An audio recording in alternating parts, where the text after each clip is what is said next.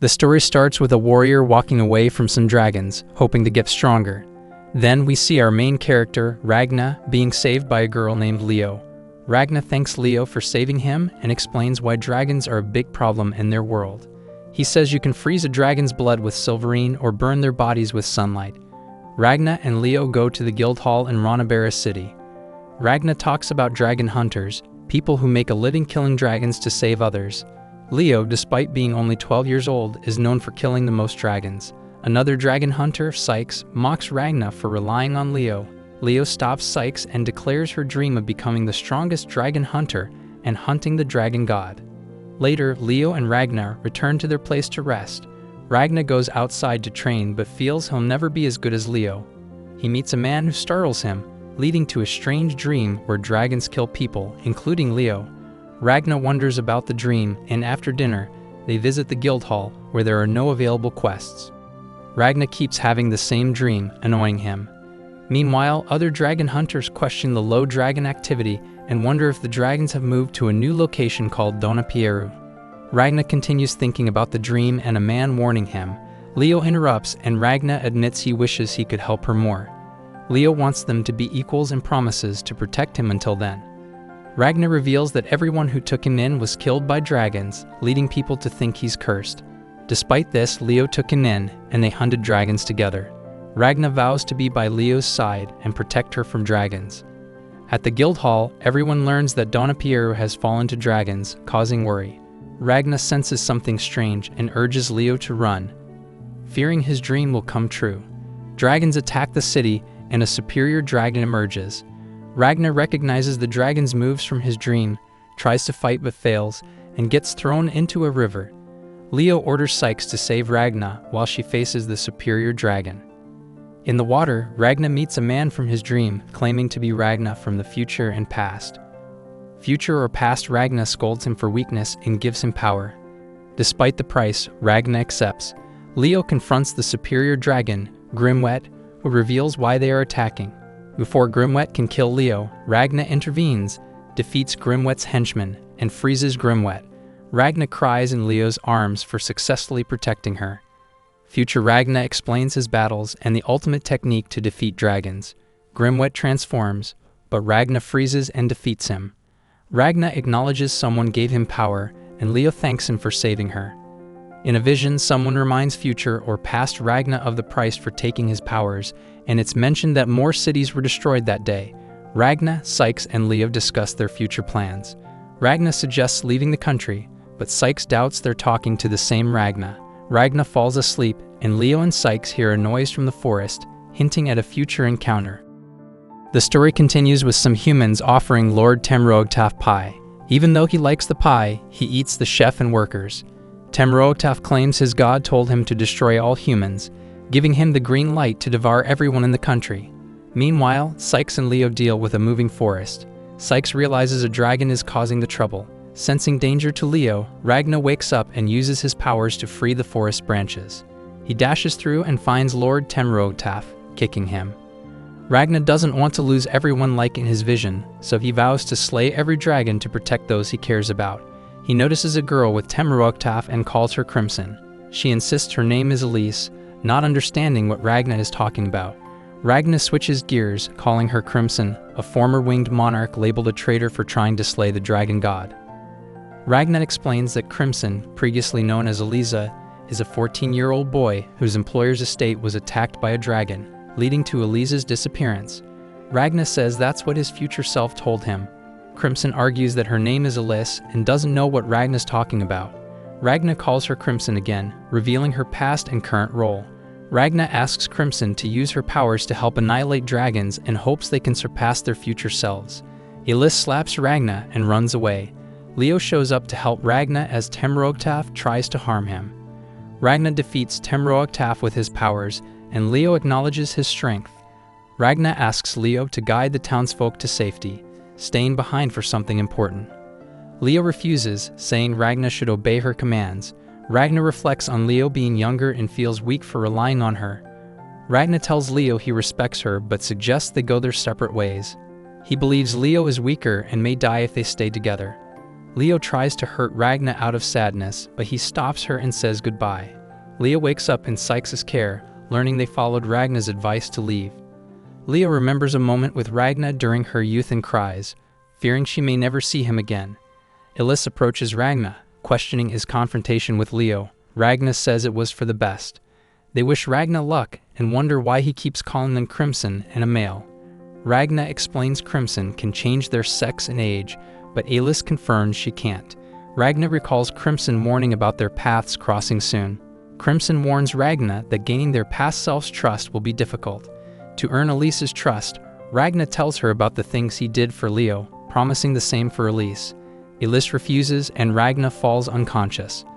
The story cuts to Ragna and Crimson's future selves' first encounter, revealing that Ragna was telling the truth. Crimson, now Elise, asks future Ragna to join forces in slaying dragons. Ragna awakens with Elise at a campfire. Elise asks Ragna if Temroaktas' claims about the dragons planning to destroy the kingdom are true. Ragna confirms the plans and says they must defeat the dragons and their leader, the winged monarch, to save the world. Ragna confirms their future selves succeeded but believes they can do it sooner. Elise, realizing Ragna knows about her true form, analyzes his body and discovers his unique powers. Elise is fascinated and aims to use Ragna's strength to kill every dragon. They spot a dragon flying in the same direction as Sykes, Leo, and the others. Ragna and Elise catch up, and Ragna defeats the dragons. Elise suggests getting soldiers' blades like Ragna's and reveals her true form. Elise accepts Ragna's offer but hands him a vial of poison, asking him to drink it as a sign of loyalty. Ragna agrees without hesitation, saying he'll do whatever it takes to protect people from dragons. Elise explains Ragna will be their tool, and together they'll slay the 6 dragon bloodlines and the dragon god. Once they succeed, Elise wants Ragna to kill her to end it all. Ragna and Elise move forward with their plans. The story continues with a superior dragon, Troa, torturing women while refugees fight other dragons. Ragna is battling dragons elsewhere, and Crimson, along with some warriors, watches the events unfold. In a flashback, Ragna and Crimson seal their deal. Crimson's servant Slime scolds Ragna for his manners, but Crimson stops Slime and asks Ragna about their future. Ragna doesn't remember much, and Crimson thinks there's a trigger for Ragna to recall his missions. Ragna mentions the silverine battle arts bestowed upon him by his future self. Crimson wants Ragna to use these powers to murder dragons, and they showcase their magic to get people excited. A dragon hunter named Michael asks them to fight Troa, a superior dragon they previously failed to defeat. Ragna falls, and Crimson explains why he can't continue hunting dragons in this state. Crimson plans to use Ragna's silverine battle arts to fight Troa but declines the offer from the people, not wanting them to give up their dragon hunter lifestyle.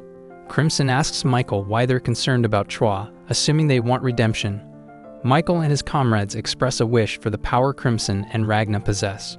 Crimson promises to give Michael Ragna's Reaper Blade to help them defeat Troa.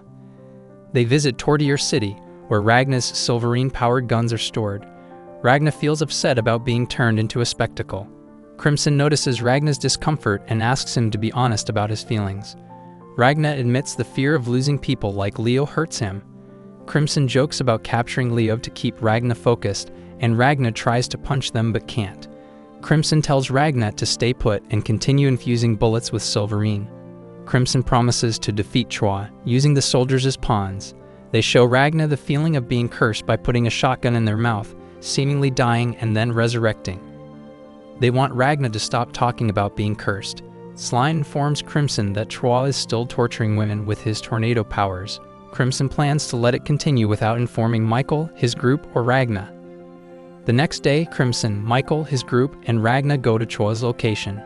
Crimson mocks Troa, who gets angry and plans to kill them for belittling him. Crimson orders everyone to prepare for battle. Michael boosts his team's spirits as Troa plans to demolish him, Crimson, and the others for mocking him and his god. Michael shoots Troa with silver-powered bullets, confusing him. Crimson leads Troa to a closed-off area, disrupting his focus, ruining his tornado, and sending him flying. Ragna uses his silverine battle arts to grab Troa in the air and set him on a spear held by Michael and his men. Troa somehow escapes, but Crimson runs him over. Fatally wounded, Michael and his men shoot more bullets into Troa, defeating him. Crimson says Troa could have won easily, but their taunts led to his demise.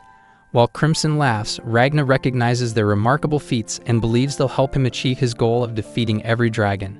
Crimson equips Michael and his men with gear and erases their memories before parting ways. Later, Crimson pulls out a radio, and together with Slime and Ragna, they listen to a news report about a dragon attack in a nearby city. They plan to visit and fight the dragons. 5 days earlier, King Themid Lys holds a meeting discussing Donapier's downfall. Lys orders a unit of troops to aid and recruit dragon hunters for support. A monarch named Ultimacia introduces herself, surprising Lys. Ultimacia claims to have halted time but assures Lys's people won't be harmed. She presents one of her comrades, whose head is on a sword, as an apology.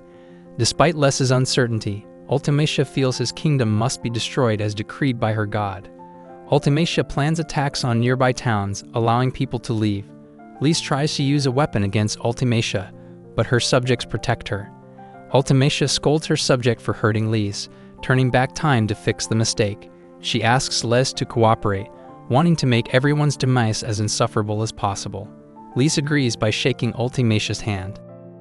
Residents of Lys are being evacuated because a dragon attack is coming. Meanwhile, Ultimacia talks to the dragon she showed to King Themid Lys in the previous chapter. She tells him they will give the kingdom's people a splendid demise in 10 days. Ultimacia warns him that the 9th seat, Dornia, was defeated by the kingdom's second princess, Starlia Lys. She says she sent 2 other members, Teratectra, 5th seat, and Zora, 6th seat, after her. Ultimacia informs the dragon, Ultkami, that 3 other members have disappeared. She wants him to attack this new threat. Future Ragna is shown battered by Ultimacia and other Blood of the Wing members. Despite debating what to do with Ragna, Ultkami suggests keeping him alive. Ultimacia surprises the others by asking them to let Ragna join their bloodline.